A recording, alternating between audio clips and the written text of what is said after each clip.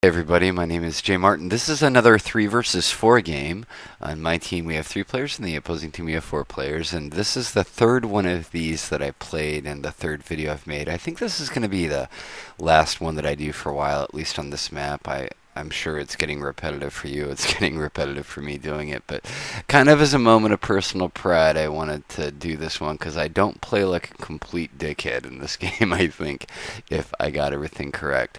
I'm playing on where my team is on the left side. I'm the near side player. In the middle is Triphammer, and on the far right is France's Risquard. Our opponents, I don't remember everybody, but there's 2 Austrian players there. There's a GB player on the far side. In the middle, I think the Prussian player is a dude named Django Kill, who, I don't know if you read, what is it, twcenter.com or whatever, but it's like a forum website for Napoleon. And I love, this dude just posts the most interesting and intelligent shit. He's a really smart guy. I like reading what he has to say. So, anyway, shout out to you, Django. Hope I'm pronouncing that right, man. I don't really know. But hey, we're getting started. Oh man, I suck at moving the camera. We're getting started. This game, what was interesting about it is the aggressiveness of the 2 center players. These 2 center players were really fucking aggressive, and they caused a lot of problems early on in the game. A lot of problems because these 2 guys are really getting on, and playing the center position in this 3 versus 4 is a real nerve-wracker. I did it once, and you really got to hold on. You know, the idea is you got to hold on these 2 guys while hopefully your teammates on the flank, while your teammates do some good work on the flank. And yeah, a really good example of that is what we're doing right now. Let me try to move over, but like these are my 2 units, or I guess I have like 4 or 5 units kinda helping Trip out right here, but really, I mean, Trip is taking the brunt of the fight from these 2 center players. And it's kind of like you know, like 2 sides of the same coin, because when you're doing 3 versus 4, you'd prefer to play a map like Syria that is a little slower. There's a lot of terrain that slows movement down and everything. And you need that from a defensive perspective, but from an offensive perspective, what you really need for this to work is the players in the flank to kill their opponent. And when you're playing a slow map, it's a little bit slower. So it's kind of awkward, but that's what's going on right now. That Austrian guy here has walked up on top of the hill, and the only really interesting thing that goes on in the beginning is there's a big firefight between these 2 players in this area of the ridge, and I'm moving some lights in to try to eke out this guy's flank. I'm going to give you a look over on my area. A couple interesting things happen on my sphere of the battle. The first is my guy cheated and brought he had like 7 or 8 lights, which was kind of awkward because that range advantage you know, translates into more casualties, and the one thing you can't give up in a 3 versus 4 game is casualties. So it really kind of slowed me down. I mean, he didn't do anything like incredibly intelligent to slow me down, but the kind of mere formation of his army made me really hesitant to engage him, because I wanted to kill him, but I didn't want to have a lot of losses in the process of killing him, if that makes sense. And then the second thing is, you notice in this map you can walk around the flank of this lake here, and what I do is I just pop 2 units here in the forest, and this guy spends a lot of the game with like, what is that, 8 units, 7 units back there, which is kind of a virtual advantage if I can, you know, remove these guys from the heart of the battle, or you know, the real critical part of the battle, just by this. That's a virtual win, right? I mean, I've tied down 7 or 8 of his units with 2 of mine, so a little advantages like that you're really looking for is what you're looking for. Early on, again, firefight going on with the Austrian player. The Prussian player here is moving up the hill pretty damn aggressively. And this is actually really good if you ever happen to be playing in a 3 versus 4. These 2 players right here are really critical because they're right on the junction of the 2 armies. Like on the left is France's Risquard and Trip is on the right. And so the defense here just isn't going to be as coordinated as if one player was playing it. So that's actually really smart from them. Like if you're going to attack, you want to attack on the union or the junction point between the two separate players. And that's probably true in, military too. I read tons of military history books, and they always talk about, surprise attack on the junction between two divisions or something like that. And so that's a really good idea. And these guys here, the Austrian and the Prussian player, I'm sure that these guys weren't like communicating. Like, I don't think they're in the same clan or whatever. But by the necessity of both advancing, if you look at the mini map, it's really clear. Like, these two guys advanced, at the same level, at the same speed, and kind of essentially attacked together. I don't think this was necessarily intrinsic, like really coordinated teamwork, but they just both sort of wound up doing the same thing. And if it was a very calculated maneuver, then gentlemen, I salute you. But the effect of what they wound up doing was pretty damn productive. The Austrian player here makes a really good move right now. Do you see all that cav moving? That cav catches Trip not being able to pay attention. And it's so hard. Excuse me. Let me take a drink. Playing the center position is really hard because you have to kind of be moving back and forth between two flanks at once. I don't think Trip plays with unrestricted camera either, so the Austrian cav that came through there did a real number on him, and that was a great charge from them. The upside for us is that we're going to wind up taking out all this player's cav right here, but at the cost of, I think, a line unit and Trip's general. That's kind of a big blow to us. Let me give you a look over here. This is Risquard's side, and Risquard's French soldiers are better than the Russian troops, but at some point, I mean, these three guys right here, my opponent on the far right kind of sucked. He was real passive, but these three guys, I think, recognized hey, guess what? We outnumber them 4-3. Let's just get in there and shoot at them. And when an opponent, no matter what the quality of their units are, when they have 30% more units than you, they can do some serious fucking damage. Now, I think that Risquard plays really well right here. Like, he's running away from this guy who's trying to melee charge him and all this shit. Like, I think Risquard plays a really good game. But just brute force works. Like, when you outnumber a motherfucker, brute force works. And these guys did the brute force thing really well. This Russian player over here, I thought, put together a couple of pretty good assaults. I mean, these guys do exactly what you think you do. They take the terrain feature. I mean, we are conceding that to them, but they got in there and they attacked. They were really aggressive, and it was nice to see play like that from them. This is kind of an interesting part of the battle right about now. This is the Austrian player, and the Austrian player is actually in trouble. All their cav is gone, and Trip is winning the shootout. Trip's doing some really interesting, clever micro things that I'm not going to go into detail right now, but Trip plays a really good game on this flank in particular. Even when he lost his general, he puts a lot together. Right here, this is my opponent moving this big gob of light infantry up, and look at that. There's like 8 of it. 1, 2, 3. Well, there's 5 right there. There's a 6th one. Yeah, he had like 7 or 8 lights, so he's moving all those guys up, and I'm trying to help Trip out on this flank here, but this guy's just moving all this firepower up. You can see me kind of retreating to get out of their range, and then redeploying a unit in the forest is really the only way that I want to shoot at them. Forests are great tactical cover. If you're in a forest and your opponent is not in a forest, you will win the shootout. So you want to hug forests. You want to if you don't want your guys to die, then stay in the forest. That helps a lot. Back over here, the Prussian player is advancing pretty mercilessly, and he's actually doing a really good job. Risquard is having to move more and more of his people over to cover this gap that's opening up. I mean, Trip is quite literally, like, Trip is playing a 2v1 in his particular area of the map. He's having to play a 2v1 right now, and the Prussian player is taking advantage of that.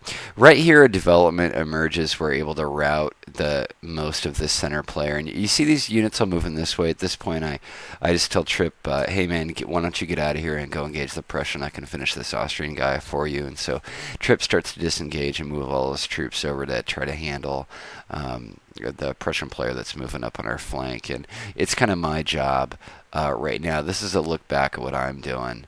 Again, I'm mostly kind of holding the line and pecking away at my opponent, but as long as he doesn't interfere with the main part of the battle, I'm kind of fine doing that. And I'm going to start sending units, more and more units over to the left to help these guys out, because it's pretty obvious that my opponent isn't really capable of making a big sustained assault. And worst case, I can just run away from him if I have to. So I start to move units over. This is me finishing off the remnants of the Austrian.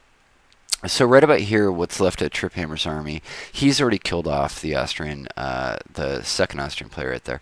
And so Trip is moving on over to try to engage the Prussian player, who's really making us work for it. And then over on this side, Risquard has fought a great delaying action against the Russian player, but the Russian player is just relentless. Like, he just keeps coming and coming and coming. He's sending his general in for a charge there. I mean, this guy was pretty aggro, and they're just getting, you know, from this position on the hill, they're going to get pretty good positional advantage up on Risquard. So, you know, when you're just outnumbered everywhere, it's really hard. You got to get kind of lucky. What does happen is that Trip's able to form a new line here with what's left of Risquard's right flank, or this detachment Risquard put to hold out the Prussian. And the good news for us is that these are my units moving up, and I'm going to be able to threaten the Prussians. It's the Prussians left, or the right side of the Prussian here. I think that if I might wax theoretical for a moment, the existence of these units on the Prussian player's flank here, I think, really constricted their options. It meant that the Prussian player couldn't commit to a full-on assault down the center towards Triphammer. You can see I'm moving 2 infantry units that direction. Because if they did commit to a full-on assault down the center, then I would be able to swoop in on their flank. And I think that's a really interesting just kind of snapshot of little tactical decisions that have strategic implications. Like, the presence of these couple of units here really impeded the ability of the Prussian to advance down this section of the map.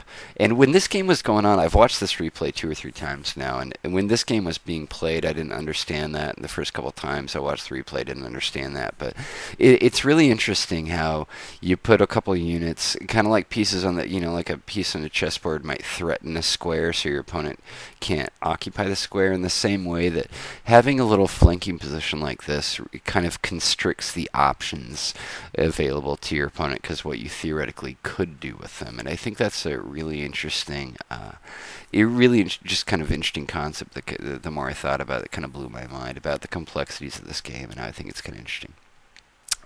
Here's a little update. The Russian player is advancing on the flank, and our guys are having to fold back. The Russian player's still got a bunch of line left, man. And so they're doing that, and they're just kind of holding the line here. Trip does have a couple infantry units in reserve. So what's going on is the Prussian player is being kind of cautious, which is probably correct, because I am on his flank. And really, I think if I was this team right now, I'd be relying on this detachment from the Russian player to turn our flank. If they could turn our flank, and say they can wipe out Riss's units here and get around the side of this pond, then Trip would have to withdraw all the way back to the red line pretty much, which would allow the Prussian player to straighten up their line and resolve the problems with me being on their flank. So this right here is a really, really important part for the Allied team. Look at those guys, little sexy little light dragoons. Those are my 2 cav units. I'd saved them the whole game. One thing that playing 3v4s has really taught me is really how to take advantage of my cav. Like, I used to use my cav really aggressively and everything, and I sensed the danger if that Russian player could turn the flank here, and I was like, all right, let's do it, let's get the cav in. But Trip was he's pretty stoic, and he was like, no, or he probably just has a better grasp of the tactical situation. He was like, no, we're doing fine. You can see that was me. I was going to move into charge, and then he tells me to come back. He's like, no, we're doing fine, hold him off, let's wait and save the cav for a time when we really, really need it. And he was right. Like, Risquard winds up fighting off this far flank here. So that was actually pretty smart. Let me run back to the other side of the map here. This is me. Sorry, I suck at moving the camera. God, I suck. This guy's actually made the advance up the right side here, and I actually get great value. With my 2 line units I was holding here, I fight off those 2 cav. Those are both down to about half strength. Oh, sorry, maybe he hasn't charged yet. But I hold off, there's 5 line units there, and the 2 cav that I hold off with my 2 line. And I'm kind of pecking in the plan that I wind up using. This guy is isolated now. He's isolated from the rest of his allies, but obviously, so I can take my time destroying him, and so I move a unit around his flank, and essentially once the second Austrian player was eliminated and this guy became isolated, then that really gave me a ton of options and a ton of time about how I wanted to go about killing this guy, which was really nice because it meant that I didn't have to rush, and it also freed me. I knew this guy was really passive, so it freed me to be able to send units over to the other side of the field. So that's what's going on my side. My opponent is isolated, and I'm kind of taking my time and taking the advantage to sort of feed units over to help my teammates out. Okay, so here we go.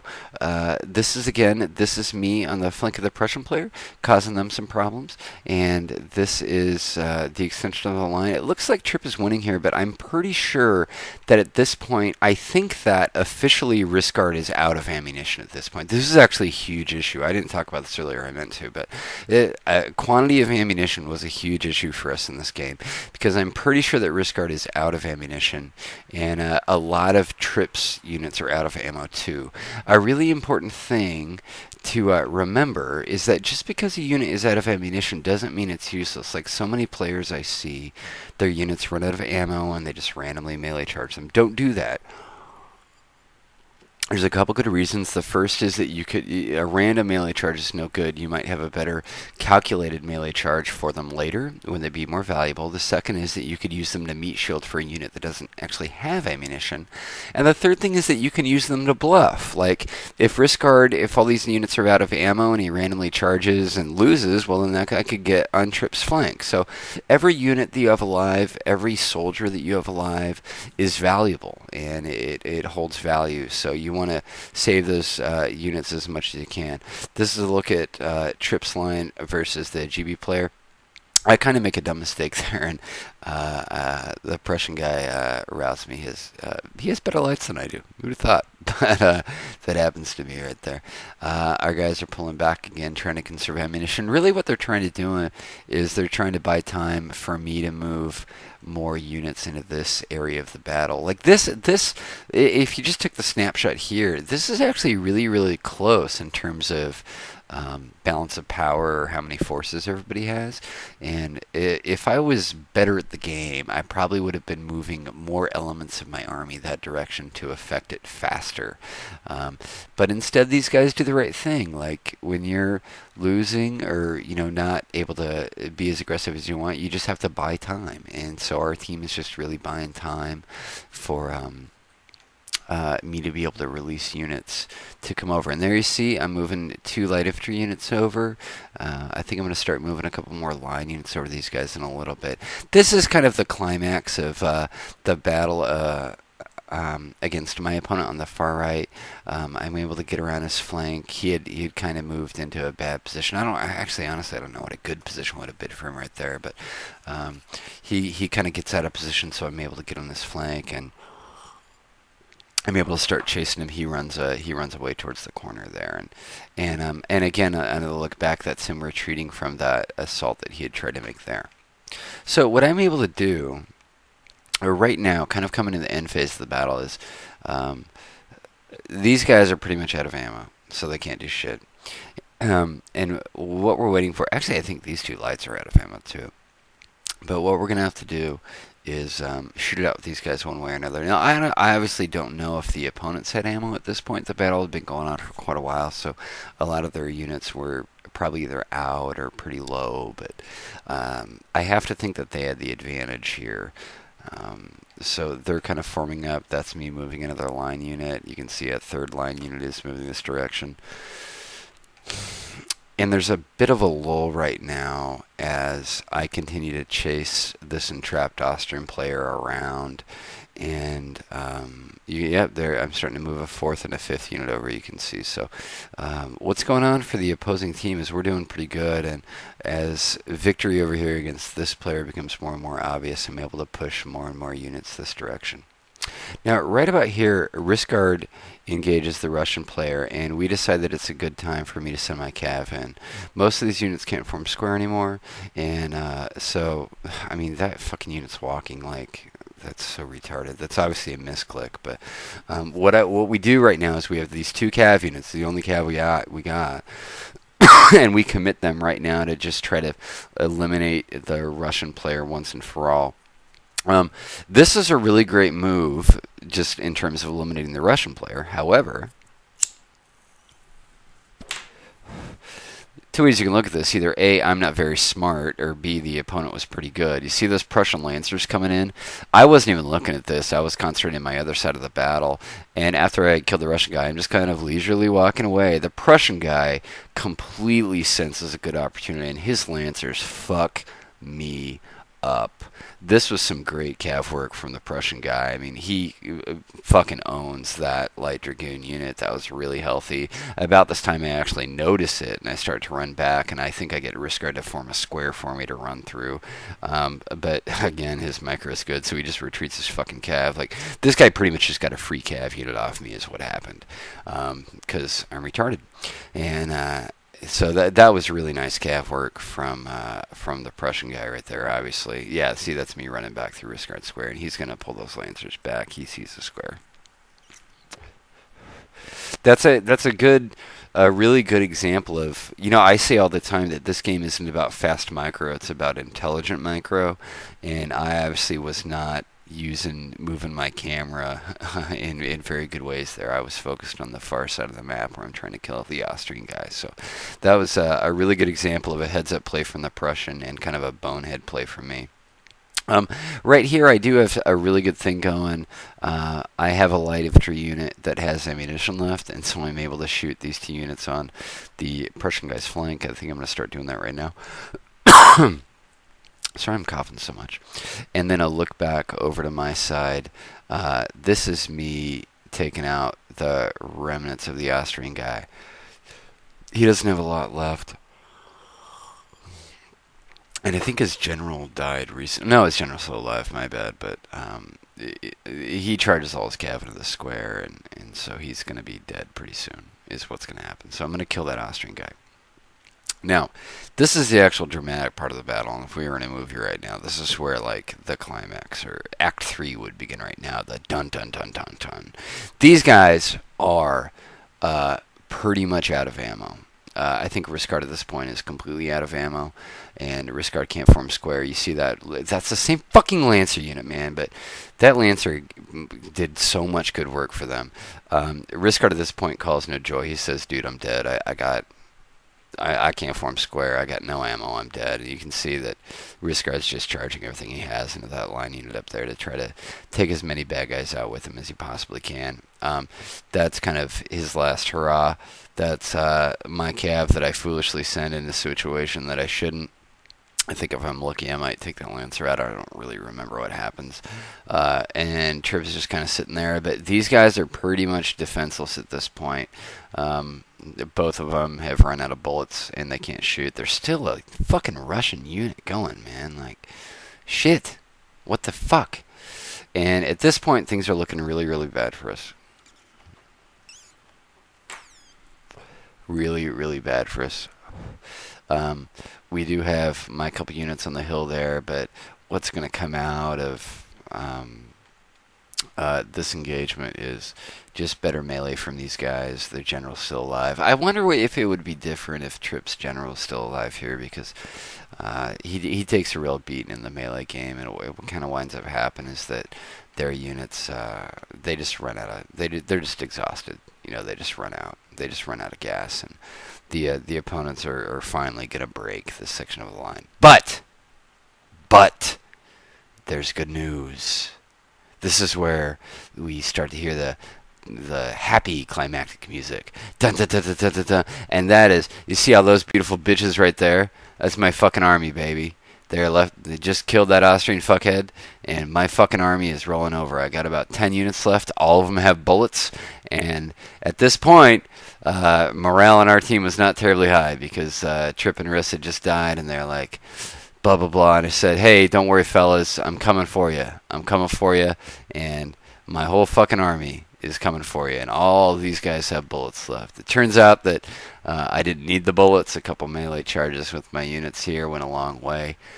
Trip and Riss wound up isolating these guys just down to the 3-line units there, and just because of the yeah, if you look at that bar there, they're going to have a huge morale penalty because of that. So anyway, at this point, we were able to win the game. So I want to say great game to all the guys who played. Trip and Risk left playing with you guys, and I thought our opponents were really classy. And moreover, I thought they were really good. I love the aggressiveness from these guys, and I thought they did a great job. Camelita, that was the Austrian on the far right, maybe a little more aggressive, didn't perform terribly well, but you know, it's a learning thing. But anyway, GG everybody. Looks like Triphammer's the big kills winner. Risquard not too far behind. I sucked as usual. Anyway, thanks for watching. Upload or replay to twreplays.com. Bye.